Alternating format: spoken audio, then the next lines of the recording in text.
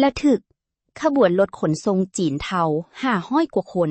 เสียหลักต่ำกันอยู่แขวงบริคำไซขณะนำส่งตัวกลับประเทศเกิดเหตุระทึกอยู่เขตบ้านนาเคือเมืองปากกระดิ่งแขวงบริคำไซ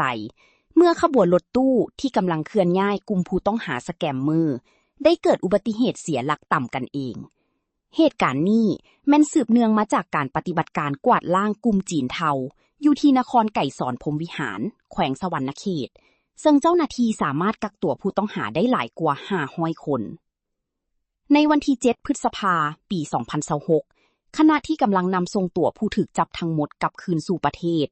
ขบวนรถตู้ได้เกิดการกระทบกันอยู่ที่ลักซาวเมืองปากกระดิ่งถึงอย่างใดก็ตามจากการตรวจสอบเบื้องต้นแม่นบ่มีไผได้รับบาดเจ็บสาหัสและยังบ่ทันมีรายงานว่ามีผู้ต้องหาหลบหนีได้เนื่องจากเจ้าหน้าที่ตำรวจได้มีการวางกำลังคุมเข้มงวดตลอดเส้นทาง